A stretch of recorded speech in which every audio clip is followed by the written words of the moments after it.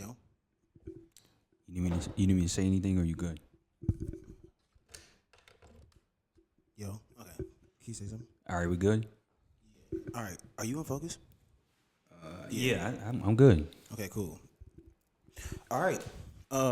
Before we get started, this video is being brought to you in Skechers, not by Skechers, but maybe one day. Okay, let's get it. First 3-time guest. Right? Three. Oh, it is 3 times. That's Yes. crazy. It's the 3rd time. You know what they say about the number 3? What they say about it? I said, I don't know. Yo, you also had a birthday yesterday. Yo, happy birthday. Appreciate it, my brother. Yo. So blessed. Man. Yo. I'm really blessed. Yeah. 33rd birthday was yesterday, and I feel 23. Okay. Jesus year, but feeling like Jordan. Or LeBron.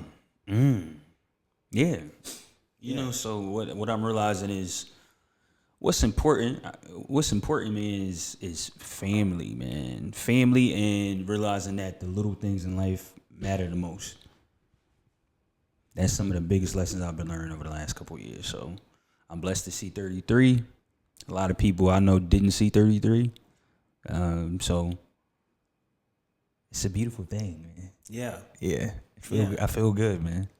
Yo, you look young. You know what I'm saying? Appreciate it, man. You look young too. We went to college together, so True. for us to still look like we in college is a blessing, because That's true. I know a lot of people we went to school with, they don't look the same, but Yeah. Facebook is a okay. Let me keep it neat. Anyway, sometimes I get on Facebook. I'm like, I'm like, yeah, let me stay in the gym. Just a thought. nah, I be doing the same thing. I try to be in the gym at least 4 to 5 times a week. Yeah. I try to be, man. Of course, get my cardio in, but most important, man, build my muscle, get my workouts in, and that's what we do. You more weights or? Recently, I've been more weights. So I started back lifting about a year ago. Okay. And I just feel much better lifting. Of course, I do my cardio 3 times a week too, but when you in there working on your tries and your buys and, working on your chest and stuff, like I felt like before I had like a little boy body, and females would be like, you cute, but you built like a 12-year-old, so now it's more like, all right. You know what I mean? Like, all right, that's a man right there. So I had to get on the weights. Shout out to my brother Justin Wilson. Hey, because with it, he was like, bro, we on these weights. So like, for the past, I want to say, before that, I was my brother. He's a former football player, so I was in the gym with him. Okay. Then I spent probably like 5 or 6 months with Justin, and yeah, man. I done gain some muscle and everything. So, yeah, 33. Yo, nice. Yo, football players, man. Let me say this. Let me look into the camera. I hate lifting weights with y'all niggas because y'all niggas do too much. Y'all niggas want to do them damn hang cleans and all that shit. Squatting 350. You got niggas on both sides yelling. Oh, they be killing me in the group chat, bro. So it's like, shit. I'll be maxing. And then my boy Shaq or something be like, man, I'm maxing out at 350. Where you at? I'd be like, well, I only weigh 168. So what you saying? Yo, Shaq, shout out Shaq, strong ass nigga started doing push-ups. Shout out to Shaquille. Yeah, man. Shout out everybody at UNCG. We went to one of the greatest universities in all the land, the University of North Carolina at Greensboro. I agree. The Spartans. Yeah, I agree. Even though we were segregated like a mug, but hey, You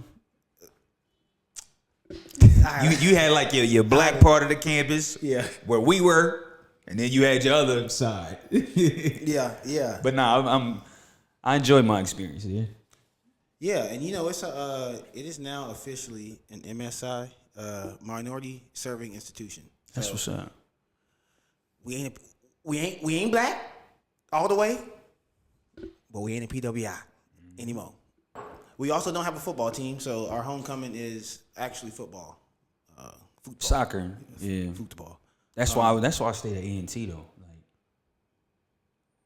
I was at A&T so much. People like, do you ever go to class? I'm like, yeah, but I'm 8 minutes down the street. But yeah, Nah, for real though. Once I'm gonna get some chapstick before I get flamed on the internet.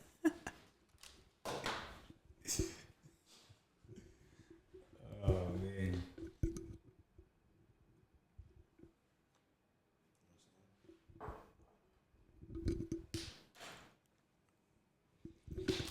Okay. Let's get it. Okay, so you have some topics Yeah. that you wanted to discuss. Life has been good. Okay. Life has been good. Some good topics too. Okay, nice. So I know you want to. I saw there that the Eagles. You're an Eagles fan. Die hard, man. Damn, we Super Bowl champions. This is me and my cousin be counting down. This is day 13 of being a Super Bowl champion. Okay, wow. Okay. I'm mad I missed the parade on Broad Street, in Philly. So I don't know if people know, but my dad's from Philly, so Okay. spent a lot of time in Philly, and of course grew up in North Carolina and things like that. But since I was a little kid, and since I remember us going to the Super Bowl in 2004 and T.O. Brand playing with the broke leg. And, Andy Reid taking us to 5 NFC championships. Hey, we beat y'all one of them years. Yeah. So it felt good not only for us to beat Andy Reid and Pat Mahomes, but I be rooting for my man Jalen Hurts, man. Yeah, I love Jalen. Yeah. Because he's like, no matter what obstacles you throw at Jalen Hurts, he perseveres every time. Like, he's going to outwork you every time. He might not be, the most accurate all the time or throwing for 5,000 yards in the season, but he wins games. And that's why I think he's top 3, top 4 in the league. That's just my opinion. And yeah. And he wins locker rooms, He he does. And I think as a young black man, for younger black kids, he is a great example. And of course, you don't know what goes on in people's personal life, but at least what we get presented, he is he the way he carries himself, the way he carries himself after losses, after multiple losses, after failures on big stages, because we've seen him basically. What's that? We got Vin Diesel and Tyrese coming through. We've seen him play well and struggle to a degree on both levels. But let's be honest, quarterback at Alabama is during the Nick Saban days that's as close as you can get to an NFL team as far as hype and publicity. Facts. So he's been in the public eye on huge scales, and we have seen him handle it all gracefully. Yeah. Shout out Jalen. I like Devontae Smith. I love Schmitty. I love our whole team. Yeah, Dane Johnson. It's Jalen Carter, Jordan Davis, my man Big Play Slay. My man AJ Brown. Shout out to the Caucasian guys. Reed Blankenship.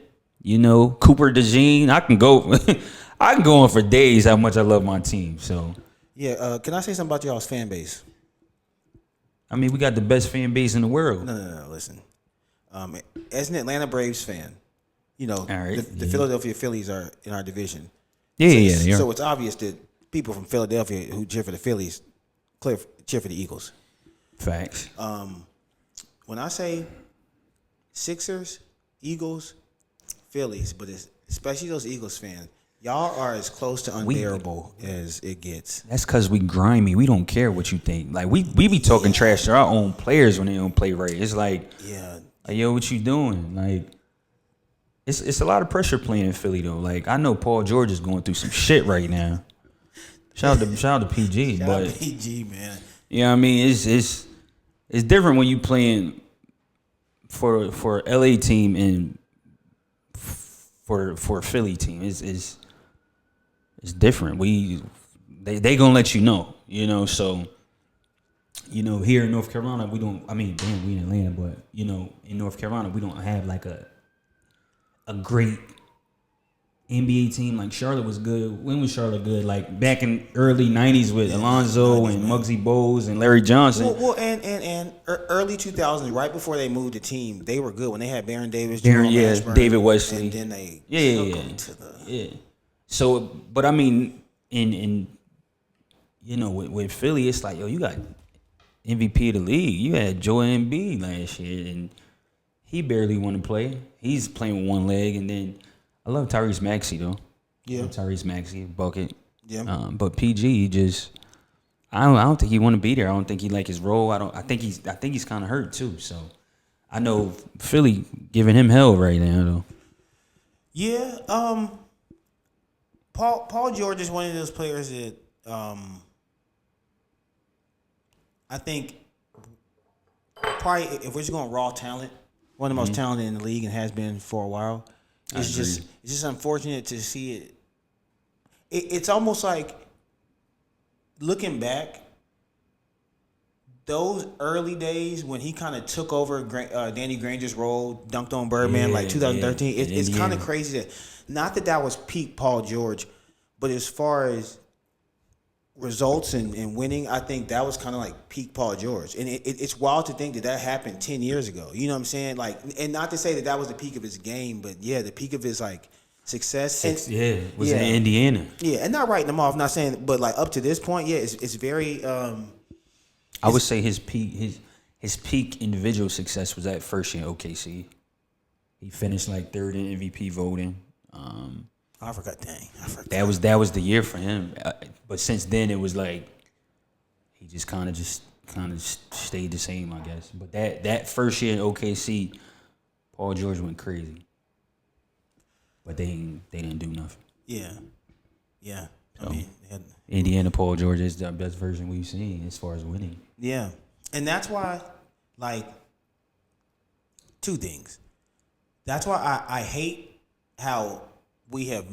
When I say we as a sports culture have made winning everything, and when I say everything, I mean like everything, because I look at somebody like Anthony Edwards, dog, animal, my favorite player in the league. I love Ant. I have this concern that, and especially now they've traded Cat, because I was thinking this last year, but this before they traded Cat, they're like Ant achieved such a high level of team success early that now if he doesn't reach that for a few years, the talk's gonna arise as if he's not that guy. And it's like, I don't know, like, I think we have just made winning just too. It's like I think it's asinine to make a individual player's value solely based on team success, because it's like that should only play a piece of the pie puzzle role, if you will. You know, and this is my opinion, and that's why like players like Paul George and things, you know, it's like he's had individual success and team success. That doesn't make him weak or a choke artist. You know what I'm saying? And that's why I look at Ant Edwards and I'm like, okay, like as far as the West goes, it ain't looking good if they don't add another Cat or somebody for the next few years. You know what I'm saying? As far as like getting back to the Western Conference Finals or something. We thought Julius Randle was the answer, and Julius takes up a lot of space. I think at this point in his career, I think Julius Randle needs to go somewhere like Utah, where you know there's not going to win, but he can get his numbers. I was thinking Charlotte. Or I mean, somewhere, yeah. Y'all take him, you know, Charlotte will take him, but I mean, even with him being in Charlotte, it's like I wouldn't even want to. Charlotte, they're going in the right direction, so it's like he's a ball stopper. Like, yes. You know, so it's like I would have him in like Utah or somewhere you know they're not going to win, and he can just get his numbers and retire. Yeah. Because obviously the Knicks won the trade. By far, they won the trade. Oh, yeah. Without a doubt, yeah. But on paper, you look at it, you're like, oh, it's not that bad. Intangibles. But then the season started, man, and we're 60-something games in. Yeah. Intangibles, man. Yeah. I think it's Cat provides certain intangibles that just are at the end of the day, the more versatile of a player you are, the more useful you are. Especially if you're a high level versatile player. Facts. So it's just you get more. I remember seeing Cat play 2017, and they were playing the Clippers, and this when DeAndre was still DeAndre. All right. And this is either rookie Cat or second year Cat. And he gave him over 40. I don't remember the amount. I don't want to lie for the internet, but it was over 40. It was a January game, 2017, and he cooked. And I was thinking to myself, my goodness. And it's crazy to see how he's developed defensively. Yeah. So I don't know, man. He had something personal against LA teams, man, because every time he played Anthony Davis, He be killing him. Before the trade and everything. Every time he played Anthony Davis, I don't know if it's because they both were Kentucky big men, but every time he played him, he would go crazy. Cat would get 28 and 13, 30 and 15. I'm like, damn, where is this the rest of the season? This is before he became a Knick, though. But now with the Knicks, I will say this. I think the Timberwolves folded in the Western Conference Finals last year because Cat shot too many jumpers. Now with the Knicks, he doesn't shoot he shoot jumpers, but he get into the free throw line. He in the paint, and that's how he's averaging 25 and 13 this year in MVP candidate. Yeah. He slowed down the jumpers. We know you're one of the best 3-point shooting big men all the time. But since you've kind of made that transition to stop shooting so many threes, Cat is an animal. Yeah. Cat was an all-star starter. Yeah. Yeah. See what happens when you 6'10", man. Playing winning basketball, yo. They killing. Shout out to Cat. Shout out Cat, man. So, I got to ask before we move on. Yeah, man. Luka. All right. Lakers. Bron. Okay, can I talk about the Mavs side and Lakers side of the trade? Yeah, and I'm going to get some water. All right. Yeah, give me some too. Okay. But yeah, go ahead. We gonna keep talking now? Yeah. I think that'd be cool for the. All right. Oh, all right. All right. So, for those of you who don't know, Anthony Davis is with the Dallas Mavericks. Luka Doncic is with the Los Angeles Lakers, right? I'm gonna tell you both sides. I'm gonna tell you both sides of the trade, right? Long term, I feel like the Lakers won the trade simply because Luka's 25? He's 25. Last year alone averaged 33 points, 9 assists. You can't just find that anywhere. Generational type player, all NBA player. So that's a good thing. So with the next 10 years, I think the Lakers are going to build around Luka, and that's going to be great for the next 10 years. Right now, him and Bron together, they still trying to learn how to play with each other. I think since Luka has been on the Lakers, averaging about 15, 7, and 5, something like that. It's only been like 2 or 3 games. Appreciate it, brother. But the thing about it is Luka still has to play himself into shape. He hasn't really played since Christmas or the day before Christmas, something like that. So he's still playing himself into shape. We're in February, so. But I think the Lakers pulled the trigger on that trade because of what Luka did last year. Him alone, he can win you a series. He can dominate a series from every avenue, offensively. Defensively, they of course they took a back seat because they don't have a rim protector like Anthony Davis. But with Vanderbilt coming back, with my other mans they added from Brooklyn. What's my man's name? He's a great perimeter defender and he knocks down threes. So long term. Finney Smith? Yeah, him. Long term, the Lakers run the trade. But if we being completely honest, before the Dallas Mavericks got bit with the injury bug the last 3 weeks, AD's debut with them.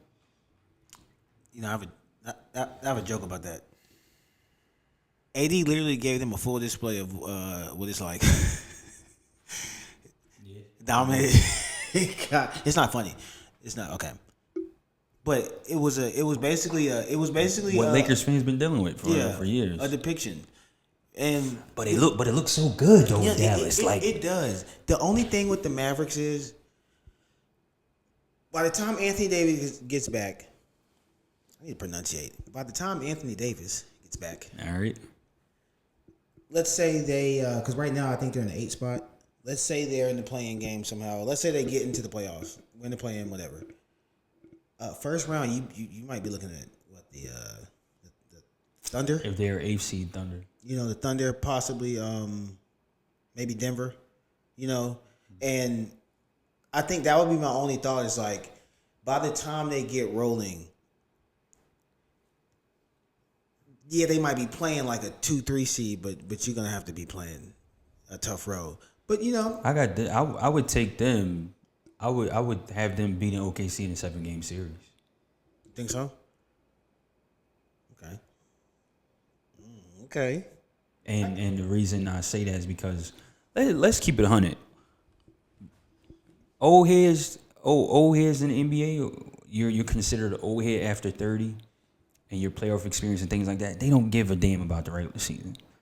The regular season is for the young niggas to run around. They don't care. So Kyrie's 32.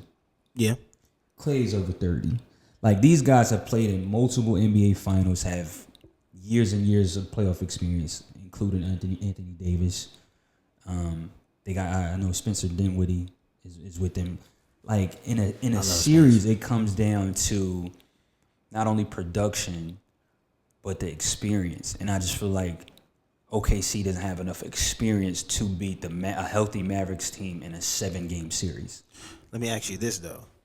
With the shakeup of the roster, do you think, on Dallas' side more so, way more so, do you think OKC's chemistry will outweigh the experience? If the injuries don't improve for Dallas, OKC would win that series in 7. But you say a fully healthy, if as healthy as can be. Yeah, if we get the Anthony Davis that we got the first 3.5 quarters, that whole team healthy, OKC's not beating them in 7 games. I feel you. Because OKC's like, okay, Shea's the guy, but they don't have a guy that can, a down low presence. They can just give him the ball and get a bucket. Chet's just coming back from injury, but Chet isn't like that. He's still kind of frail. I love Chet though. Yeah. Check back in 2-3 years. Yeah, but as far as being dominant, can't nobody hold AD on that team. Yeah. Can't nobody hold AD, and then Kyrie with the penetration, the guys you lobbing up the Lively, and the other dude with the headband. Like they a big team. Then you got Clay. Clay's been playing out of his mind the past month. Yeah, I love Clay. So I just don't see it. Just don't get me started on Cleveland Cavaliers. I just don't see them. I see them as a 2nd round exit, 3rd round at most in the East. Like you're not gonna beat Boston. Damn, who we got? We got Philly is trash. Damn. Knicks. I don't think they can beat the Knicks in a 7-game series. Yeah, I like the Knicks, man. Yeah. If we got Cleveland and we got the Knicks in a 7-game series, I'm going New York. Okay. Yeah. I'm going New York. Yeah, I probably would too, yeah. I'm going New York because you got to think about it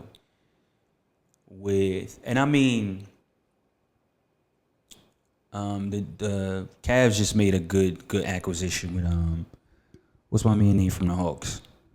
3-and-D guy. Not Hunter. I think it is Hunter. I mean, yeah. Yeah, Hunter. Yeah. Great acquisition, but when it comes to, I just think in that series it'll come down to 2 things. One, Jalen Brunson is so he's a handful to deal with. Yeah, I love Jalen. Darius Garland wouldn't be able to deal with him in 7 games. Do you think? But what about vice versa? They would And they wouldn't even have Brunson Garland, I don't think, really a lot. Because he spends so much time on offense using energy. So if we're looking at matchups from a matchup perspective, you have to put Josh Hart on Donovan Mitchell because Donovan Mitchell can go for 50. We know that. And he has a decent amount of playoff experience. Exactly. You got to put Josh Hart on that. Who's another perimeter defender New York has? McBride isn't a perimeter defender. Who's New York starting five? We got Jalen Brunson, Josh Hart. We have Cat. Who's their five? Who's their you missing Bridges? Does Bridges start? Oh yeah, Mikal. Yeah, Mikal. Yeah. Okay, so Mikal Bridges. Okay, so Mikal Bridges is going to be on Donovan Mitchell because that length is going to bother him. Josh Hart is going to be on Darius Garland. Brunson is going to have the weakest guard they got from an offensive perspective because he spends so much energy on defense. On offense. Cat, he's going to have like Jared Allen. And Jared Allen is a great defender. Yeah. But I think Cat body will kind of wear him down as the series goes on. Yeah. And then I can see that. Yeah, and then hold on, who's the five? Who's the fifth starter for the Knicks? I can't think right now. But I got New York in 7. 6. I just don't. I think right now Cleveland it's a good thing for the city since LeBron left. Oh, we're number 1 seed, but it's like playoff time come 3rd round. Conference finals might be 2nd round. Y'all out of there. I'm sorry. Yeah. I don't believe it. I feel you. I mean, do you disagree? I do think parity is rising, and if there were ever a year where a team like Cleveland, who could seem like a fluke, could make it to the Eastern Conference Finals, couldn't see them beating Boston. Nobody's beating Boston. Nobody's beating Boston. Yeah, Boston is the standard, and Boston has one of the most important things in sports. It's hard to find in the NBA and college sports continuity. Yeah, I don't, and that's why the Nuggets also have been such a contender for now. We're moving on half a decade. A decade damn near, because continuity is a real thing. When your core, when you can keep at least like 2 stars or 2 very important players there for some time, then a culture develops, and I think that's what's missing so much in sports is continuity. I also think, here's my thing. I also think Boston has a chance to repeat because just like us in Philly with the Eagles, like Saquon was that hump, that player we needed to get over the hump. I feel like a healthy Kristaps Porzingis is he puts them over everybody. Yeah. If that makes sense. Yeah. You know what I'm saying? He's like a cheat code that like they needed. If they didn't have him, it'd be up for grabs. It'll be up for grabs. Yeah. But he kind of just he's a difference maker. Yeah, he's a mismatch problem, and he puts them in the forefront every year. Yeah, he completes because like Cat, he is versatile. He doesn't players who don't need the ball in their hands to be effective and to have a big impact on the game. Those are your guys. And he's 7'3". You can't teach that. He's 7'3", man. There's a difference between having a guy in the front court that's 6'10" and 7'3". Yeah. 7'3", can shoot threes, can shoot mid ranges, can get to the line. All he got to do is stay healthy. Yeah. All he got to do is stay healthy. That's why Boston might repeat. Yeah. Do I want him to repeat? No, but their chemistry when you watch them play, see, a lot of NBA analysts and everything, they be having stuff to say during the regular season, but they fail to realize Boston doesn't care about the regular season. Regular season is boring to them. Like, if you watch them play, it's like you can tell they're bored. Yeah. Like, they just blew out. Who did they blow out? I lost some money on that shit, too. Oh, good. That's funny you say that. They blew out Jason Tatum finished with like 17, 10 assists, 7 rebounds, and they were up 30. Who was it on?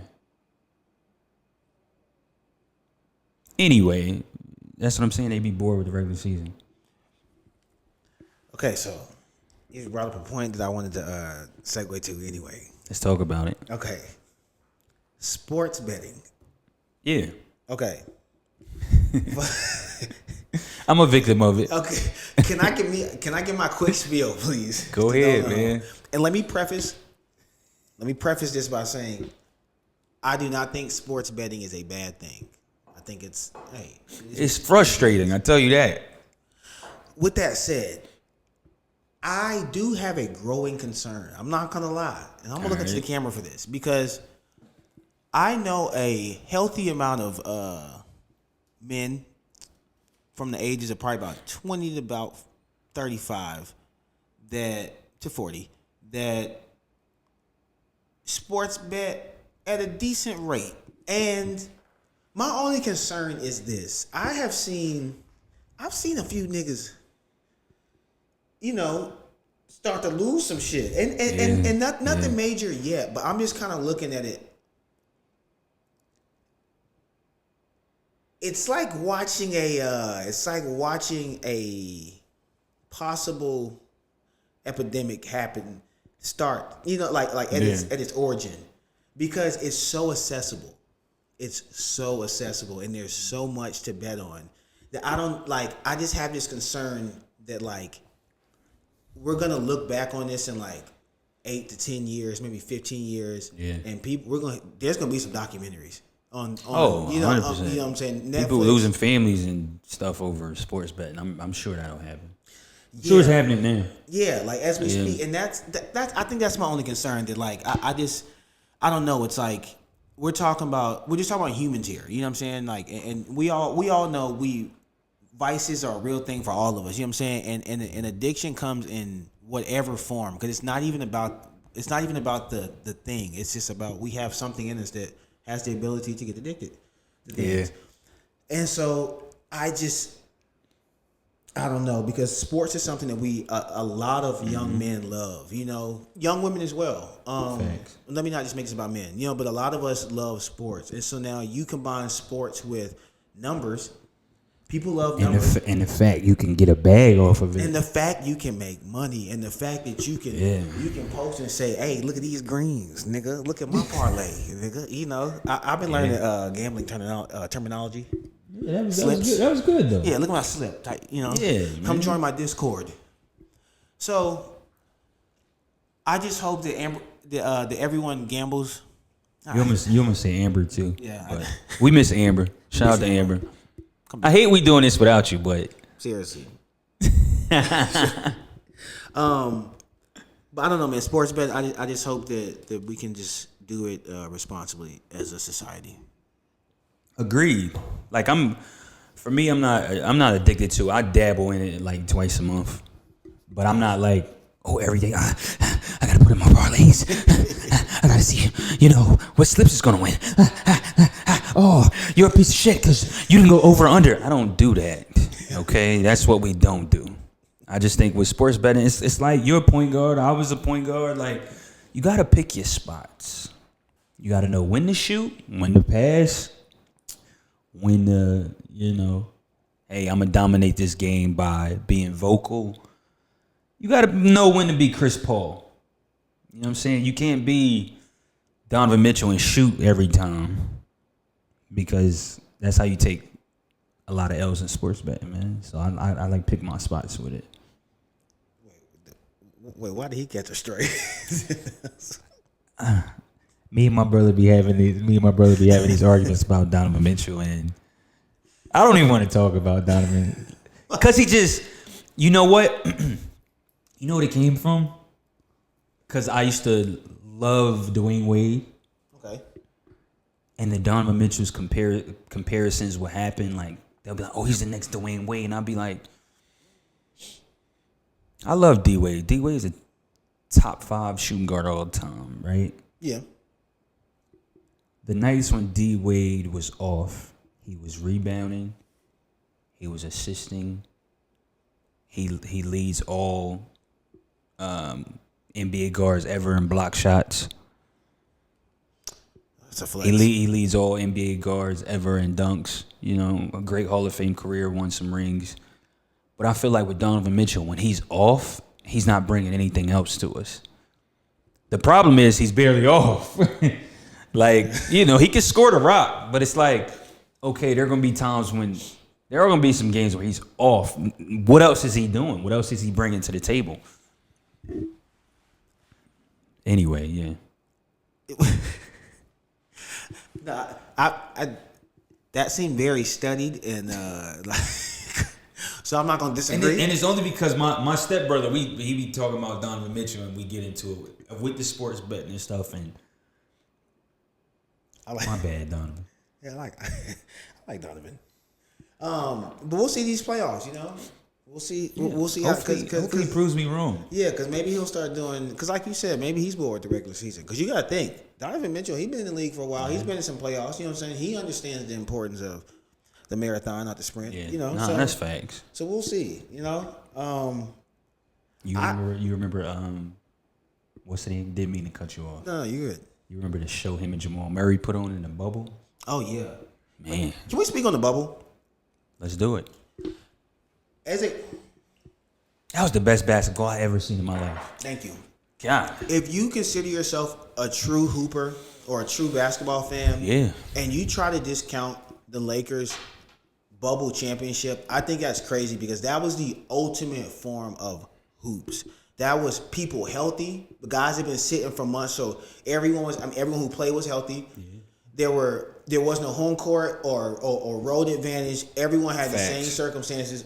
Who hoops the best? And like that to me was an amazing. Like we got to see dudes locked in. T.J. Warren, My guy, TJ. straight out of Raleigh. Yeah. Yeah, Shout out to TJ, man. Oh, TJ was a monster in the bubble, he was dog. going crazy. But you know, it was the fact there wasn't any distractions. and that's what I love. But there, Like- but we say that though. Yeah. But if you gotta think about it, imagine you're away from your family. You can't have anybody. You can't have contact with anybody for 2-3 months. That's a distraction in itself. I do see, facts, like yeah. like I feel like there were no distractions from one standpoint, but then it's like the mental strain of damn, it's just me here. I can't even you know what I'm saying? Me and these fake ass fiends in here. Yeah, weird. People That's was a watching on their weird time, laptops and man. shit. So strange time. But yeah, man, if you're a real hooper, yeah. Beautiful basketball, man. Yeah, that was Like, great. it was the best basketball I ever seen in my life. Yeah. At the pro level, college, that was the best basketball. Yeah. You know, like it was just one of those things where you hear these stories about pro athletes locking in. And they're like, oh, y'all should see the work he puts in when you're not looking or when the cameras are off. Yeah. And things like that. But you saw the results from every pro basketball NBA player in that bubble. Yes. Yeah. You know, like Dame I was Lillard, just thinking Dame, man. Dame in that bubble, Psychotic. Dame looked like a top 5 point guard in that bubble. Psychosis. Ever. He's like a top 5 player, man. Yeah, like, oh my God, Dame, and the fact he was on a little mic like this, and he was like, I ain't come to waste my time. Like, I love Dame, man. Of course, he's getting a little older now. Might have lost a step or two, but Don't let him hear you say yeah, that. like Jamal Murray, Donovan Mitchell, Dame. Yeah, Jamal. Jamal was on Yeah, there. yeah. He was Jamal, on yeah, Jamal Murray. It's crazy. The Grizzlies got out early. Ja was on one. Oh boy, Ja was on one too. Ja was killing. Oh my God, Luka was hitting game winners. Yeah. Devin Booker was hitting game winners. Yeah. Yeah. It was like the most pure form of pro basketball we've ever seen. Yeah. And then at the end of the day, man, Anthony Davis was being Anthony Davis. LeBron Oh, my was God. being LeBron. Yeah, Bron still has some lift in his legs and stuff back then. Oh, like yeah. And Dwight put on a JaVale McGee too. Exactly. That was a display of like great interior defense. Man, that was a good time. That was a good time. That was a good time. I thought they should have picked him up this season, but the only if I could change one thing without changing everything, because shit gonna change. I would wish that Clay weren't hurt and that the Warriors could have been in the bubble, because that would have been. Could you fathom a locked in Steph and Clay in the bubble, man? But it would have been too much for the universe to hold. And that was still Clay, like Clay, yeah, he was still Clay then, but he was hurt, but he was still Clay before that. Yeah, that would have been.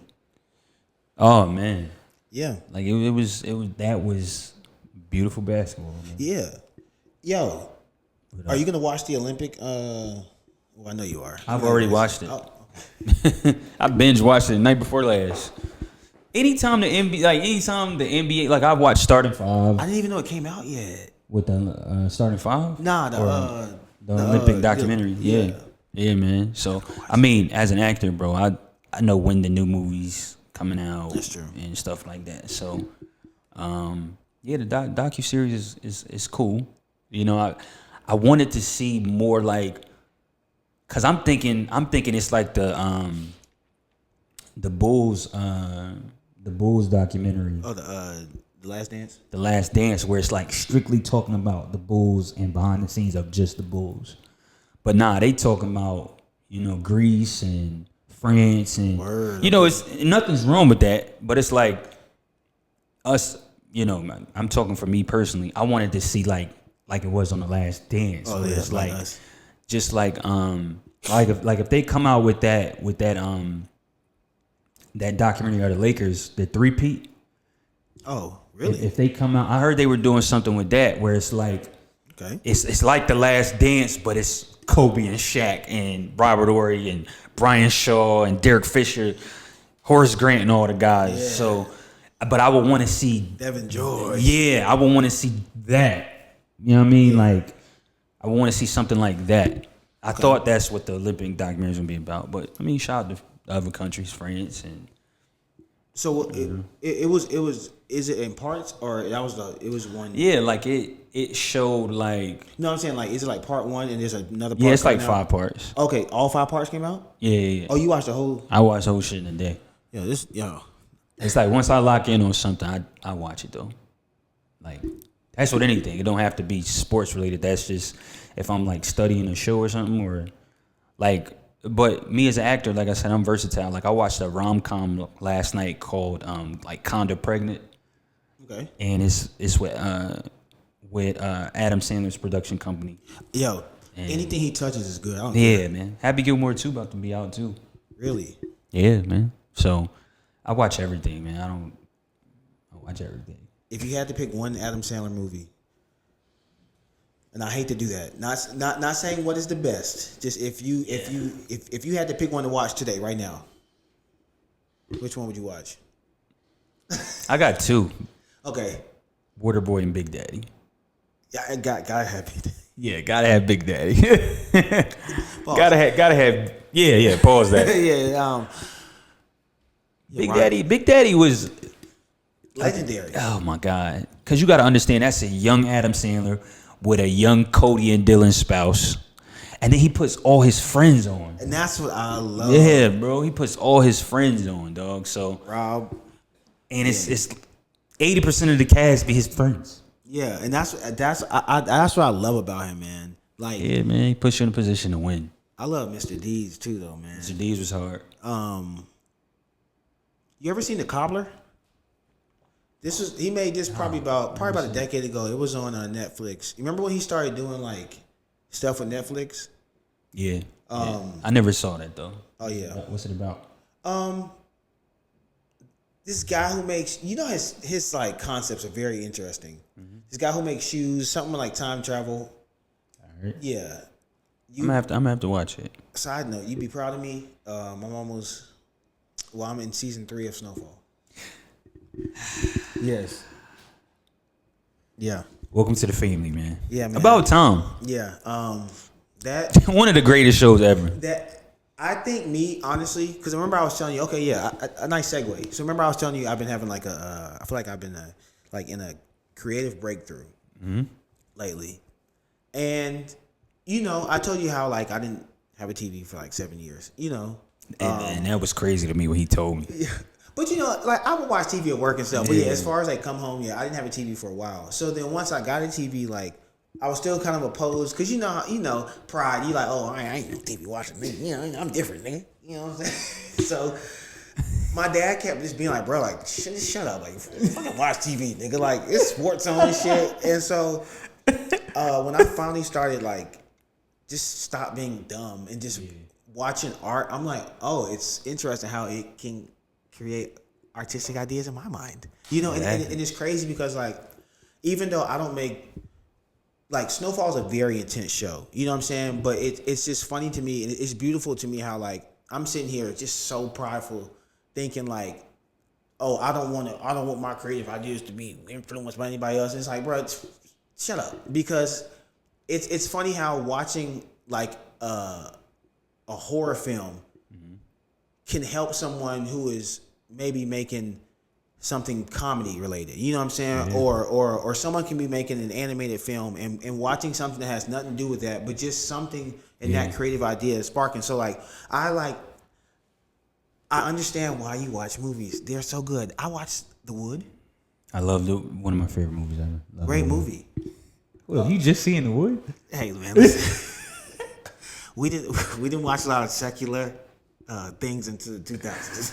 Yeah, man. Yeah. The Wood. Yeah. You know? Classic, man. There was a point in I would say like 2000 was the year for like black films that are legendary. So in 2000 you had Love and Basketball, you had The Wood, you had Brown Sugar, you had The Brothers. You got to watch that with Morris Chestnut, Shamar Moore, and all. It was like And what's the name? Bill Bellamy. Yeah. Yeah.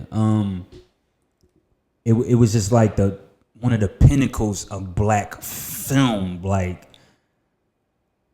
black film. I don't know what it was about the year 2000, but it was some great black films in the year 2000. Yeah. And it's funny how Omar Epps and Sanaa were a couple in two of those movies. Yeah. So it's, you know, they had unbelievable chemistry and stuff, and you know, just legends, man. Like 2000s, like I was listening to, I listen to music from all eras though, but sometimes it's kind of hard for me to relate to the new music. So I'm an old head. I like listening to classic music. So 2000 music, you'll catch me listening to. Oh, you one of them niggas. Yeah, bro. It's like you catch me listening, you know, to one of Jay. I listen to all Jay-Z stuff, but you know, but then I would switch to Wayne, you know, and then, you know, I'm talking like Hot Boy Wayne though, like Squad, you know, before Wayne didn't become Wayne until like 03, 04. Yeah. Oh, so you talking like the block is hot? Yeah, Wayne, like okay. but I'm Lil Wayne's one of my favorite rappers all the time. So, and Jay-Z is too, and Nas, and DMX, and I mean we can keep going, but oh, so yeah, you really a 90s.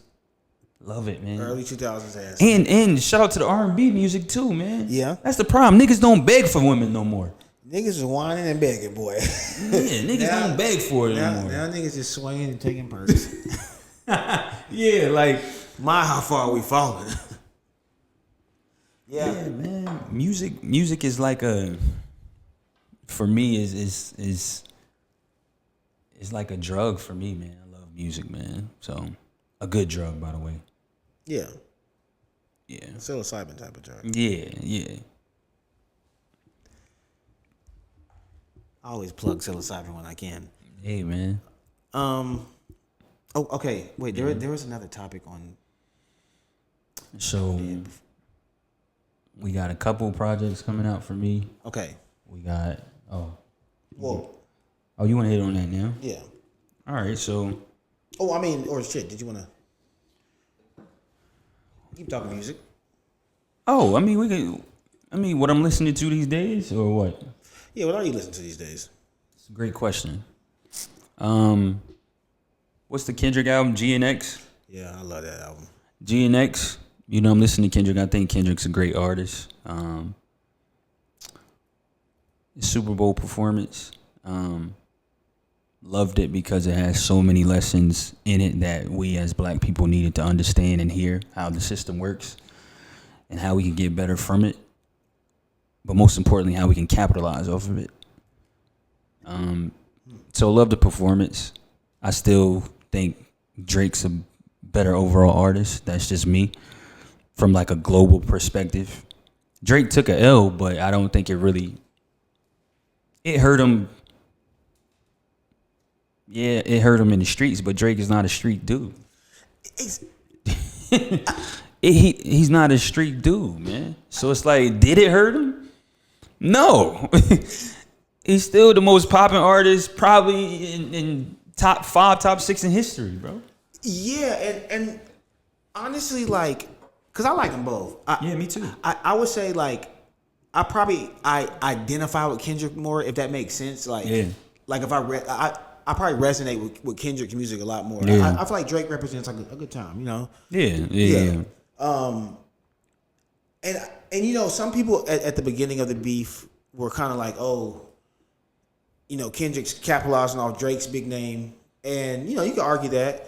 But I think it got to a point where I'm like, yo, this is kind of helping. Like, I don't think this is hurting anybody. I mean, like you said, like as far as the internet, like, if these days, you just gotta survive the storm. They're gonna clown you. I mean, this has been a storm now. This is a long ass storm. But it's one of them things where I'm like, I would even make the argument that, and Drake, and this is no disrespect to Drake, but I feel like this is arguably the most relevant Drake's ever been as well. Like, I don't, just because of like, yeah, he was the punchline of a song, but I don't think the general public views it necessarily as like, oh, we're done with Drake. It's just like, hey man, you happen to be the punchline, but his name has been relevant for the last year without having to do. I mean, I don't know. I don't know. I don't think it hurt him, man. When it comes to the bag, none of them are hurting. Like I think that's the most important thing for them as individuals is they capitalized in every way possible and got to the bag. You get what I'm saying? So it's like, granted, all of 2024, it was Kendrick's year, right? Yeah. But like you said, Drake's name was in everybody's mouth in 2024. Yeah. So they both capitalized off of it in that aspect. Come 2025, Kendrick does a Super Bowl. He does Not Like Us. All right, cool. But then this past week, Drake drops with Party Next Door, and they do 225,000 copies in the first week. The bag is still gonna be there. So it's like, did the nigga really lose? Yeah, I don't think. Yeah, he lost street credibility, but he wasn't a street dude to begin with. Yeah, like, I mean, he caught it. Like, I think Kendrick knocked them down, but you can't hold Drake down. You know, Drake can't be held. Like some people, this would have cooked them forever.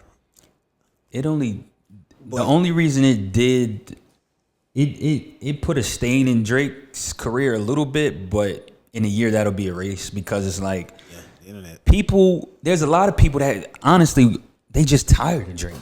He's been the man since 2009. It is 2025. You know what I'm saying? A lot of people just tired of him. Me, I'm not one of those individuals.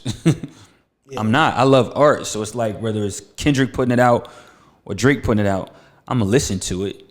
And I was just telling my cousin, he was like, oh, you just, he was saying you biased with Drake. You know, shout out my cousin Esquire. But I was just like, nah, like, I'm thinking logical from perspective of, like, yo, Drake has been the man since 2009. The first Kendrick album that went crazy was was it The Pimp a Butterfly when we was in college? No. It was Good Kid, Mad City. But see, here's the thing. Go ahead. I knew about him. It was like my junior year, so we're talking like 2011, because of his mixtapes. Because it was this nigga and this chick I knew, and they loved him. So then, when I ended up hearing him on Drake's album, I was like, oh shit, that's Kendrick. You heard him where? No. But I'd already heard him on. No, I'm saying when you said, oh shit. Yeah, I'm like, oh shit, this is Kendrick. Whose album was he on? Yeah, Drake's. Exactly. But see, here's the thing though. I don't think like, because like I'm not even saying that you're saying this. Mm-hmm. I think like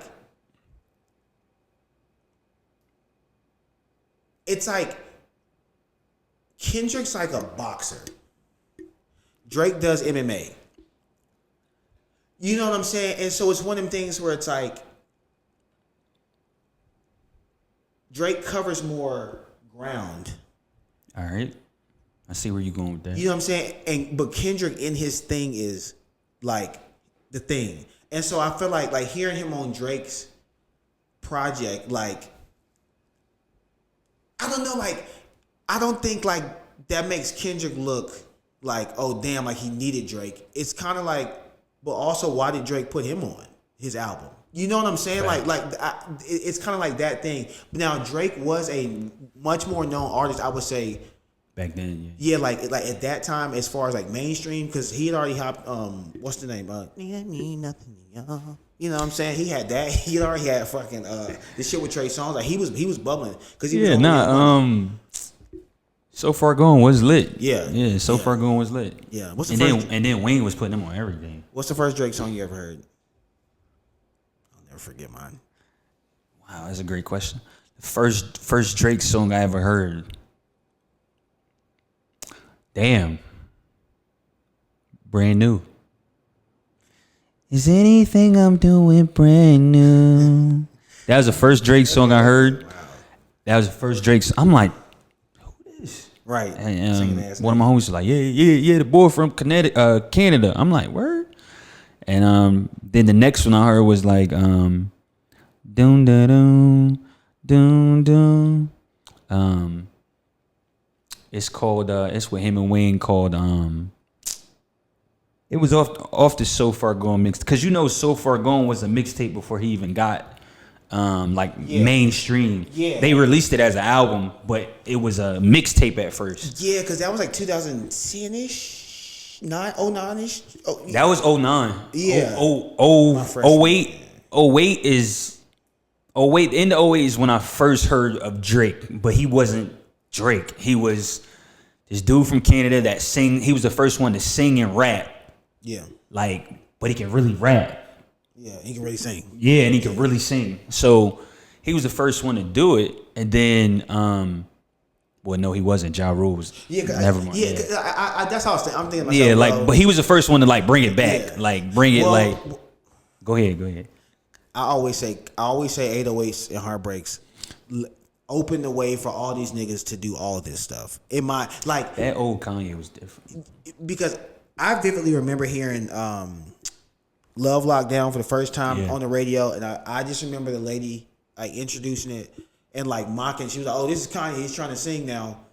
You know what I'm saying? And because it was fire, right? And so I always feel like that kind of it's hard to give an artist credit for doing something, because something's like you said, Ja Rule was doing it before Kanye. It was niggas, you know what I'm saying? But as far as on that level though, it's like, oh, this nigga. When he came out, you never seen anybody like him. Yeah. So it was dun,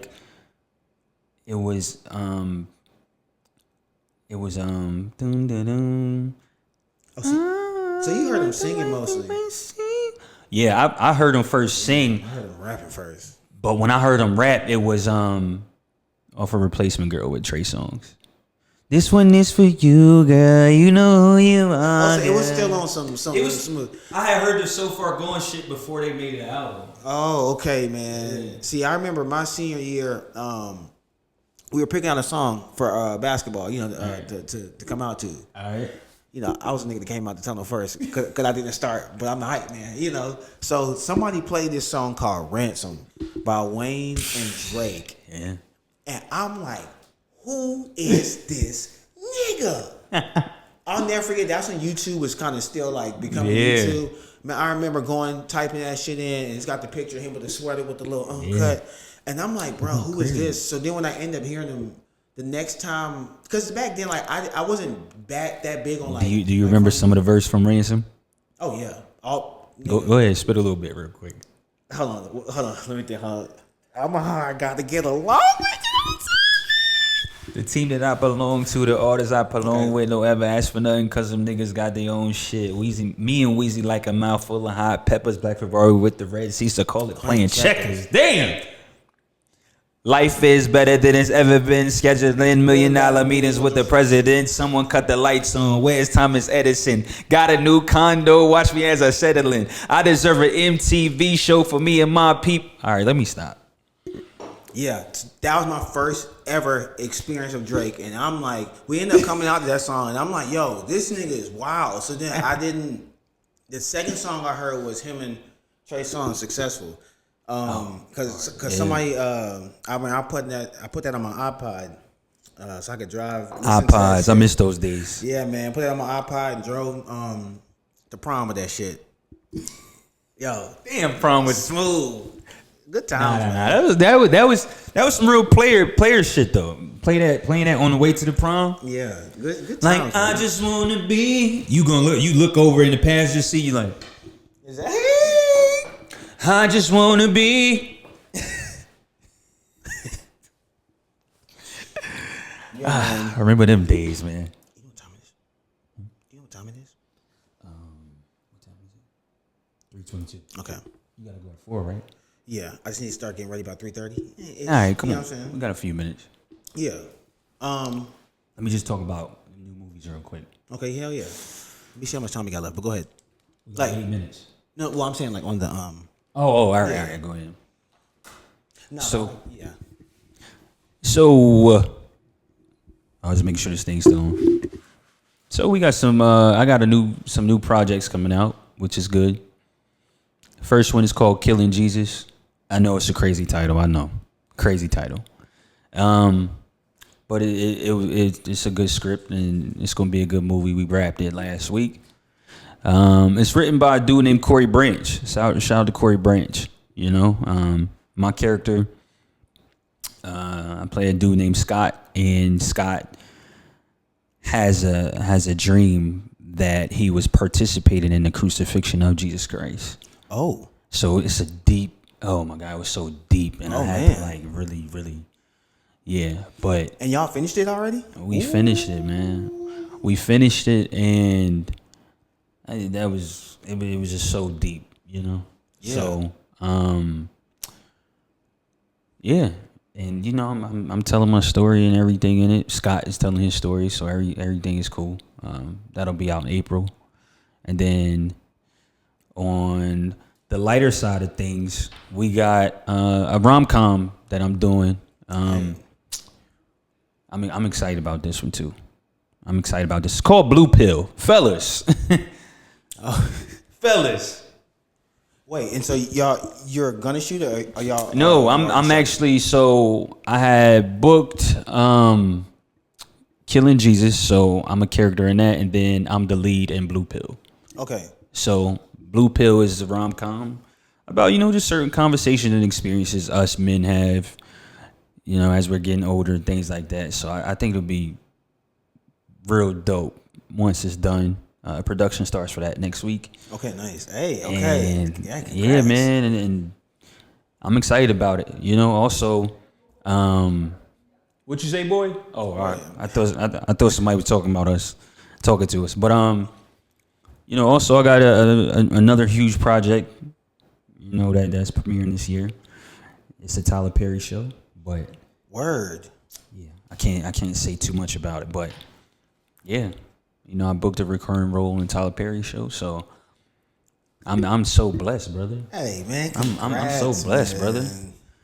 You know, shout out to my agency Guild Talent Group. Shout out to my agent, you know, Gingan Nooks. I love you to death, and shout out to my momager, my mom, Kizzy, Nice, I like that. Kizzy Petaway, Kizzy Davis Petaway. So yeah, that's my mother. Love her to death, man. So she be like, kind of keeping me where I need to be, like on every level, you know. So it's like, oh, you need to do this, or you don't need to do that. Don't do that. That's not a good look. Or she's constantly like trying to make me a better, not only man, but a better artist in every way. So Yeah, that's a blessing. oh, you need to get in class, you know, and da-da-da. So I'm still in class and everything, bro. You know, just because I want to be so I want to be so great. Yeah. You know. Yo, and so, to have your mom like being your biggest like yeah, advocate. especially in the industry I'm in, where it's hard. It's one of those things. No, the journey. Let me take that back. The journey is so beautiful. It's so beautiful, and I'm enjoying every second of it. But when you initially, this didn't happen to me, but I know a lot of other artists and a lot of other actors that they come to their mom or their parents and be like, I want to be an actor. And of course their parents like, baby, you can achieve anything you want to. But not a lot of times, I don't want to say they don't mean it, but they want the child to kind of snap back into reality and like, you got that degree, you need to be using this degree, you need to be working in corporate America, you need to do da. This is life. You know what I'm saying? Yeah. But my mom was never like that. My mom supports everything I do. Like every single thing I do. Yo. My whole family does. You know? And that is a blessing. It is. That's not always the case, yo. Yeah, that's a blessing, man. Yeah, so blessed. So even when I'm down and it's my darkest times, my mother be like, you better not give up. Like that ain't what we do. You know, so and then of course she be talking about my dating life and stuff like that, how she's ready for a green kid and all that wild shit. Right. We'll get there. We don't have a clock. Yeah, nah. We good, man. I feel great, bro. Great. Okay. I love that. I feel great, man. In Atlanta, enjoying everything. Back in the A. I'm back in the A. Send me no name. Racks on me. That's my. You listen to Gunna or no? I love Gunna. All right, cool. Yeah, Gunna. I like Gunna because he just be talking about putting on clothes and getting money. That. Hold up. What Gunna be talking about? Putting on clothes and getting money. Yeah, man. So. Yeah, bro. I'm in a good space, man. Yo, this is good to hear, man. Yo, thank you, my brother. To have a black man just had a birthday in a good space. Yeah, man. Real good space, man. Like I said, this year, it's gonna be a great year. Great year, dog. So I'm ready for it. Let's get it. Yo, if you had any parting words of advice for people at home, black men especially. Black men. That's a great question. I think black men, I want us to understand that we are enough. We are enough. And what I mean by that is people have to understand how difficult it is to be a black man because we have to be strong in every avenue. You get what I'm saying? So the times we're vulnerable, some people look at us as weak. When really we're human. Right.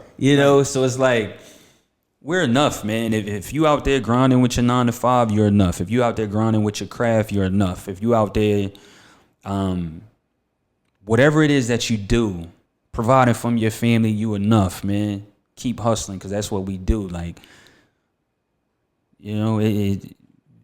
so many situations where people make us feel like we're not enough or we're not doing enough, when in reality, if you were in my shoes, there's no way you can be us. That's not just for black men either. That's for my beautiful black queens too. So just us as a race, us as the African American race, when we come together, it's so beautiful, man. It's so beautiful. So I was watching something with Spike Lee where he said for one of his movies, like, he called up Michael Jordan, Oprah, Magic Johnson, and they helped fund his movie. We're so much better together. You get what I'm saying? Yeah, I like that. So yeah, let's come together, man. Let's continue to try to come together. Let's stop hating on one another and let's make it happen. Because we're the only race that does this. White people don't do that. Hispanics, they don't do that. Like you'll see 8 Hispanics in one house. They all get money and saving. Yeah, and to kind of piggyback off that. That's why I was bringing up to pronunciate. To piggyback off that, I think we got to stop this comparison culture, comparing great artists, comparing great athletes, comparing great movies, comparing great music, because you know the saying, man. Comparison is literally the thief of joy. Because once you start comparing, in order, if you're trying to prove that your favorite thing or whatever is better than someone else's favorite thing or something, you're inevitably going to have to put down some great work of art that the other person did, and that's the moment that's the moment things go to hell. So facts. Stop comparing. Every tree must produce its own fruit, man. And I think It's facts. It's facts, man. Enjoy it. So yeah, yo. Now that you're back, we 3 for 3. Yeah, and we could do it again. Hey, if you NBA playoffs coming up, you know.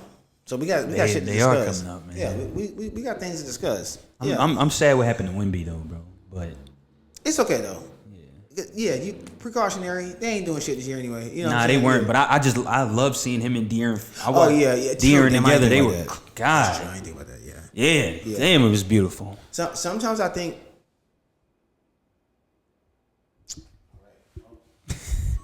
Oh, it's back. Oh, never mind. It went back out. I gotta use the bathroom real quick. Shoot, that's a wrap though, right? Yeah. Cause I know you gotta go to work. That shit's an English. Oh yeah, the shit going change. Oh, let me just. Oh yeah, go ahead, bro. I just gotta pee.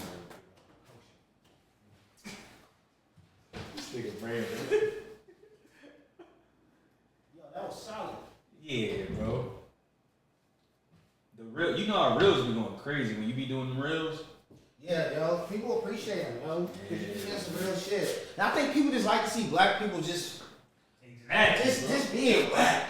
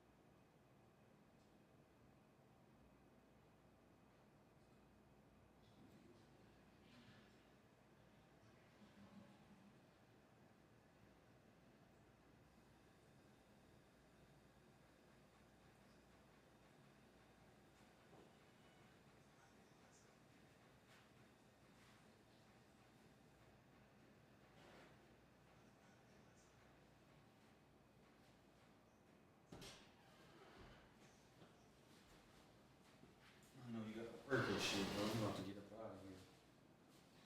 Yeah, this was good, man. But I'm back, so hell yeah. we can do this anytime. For real though, cause shit, playoffs coming up. Yeah, man. You know we love to talk hoops. Yeah.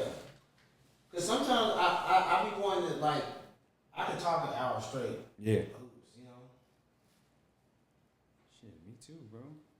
That's what we love to do. God, so many people call.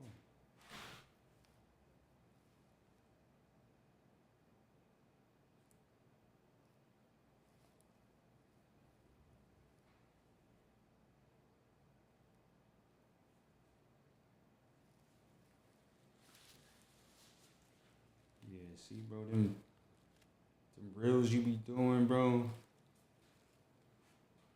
Back from a lot of days, man. Yeah, and I love the way you be editing it, man. Small. That's my thing. It's the preach, man. I'm humble, which I am. We about to have some more, man. Yeah, for real though. I'm trying. Yeah, I'm getting better at getting this shit out quicker because I have a method now. All right. This shit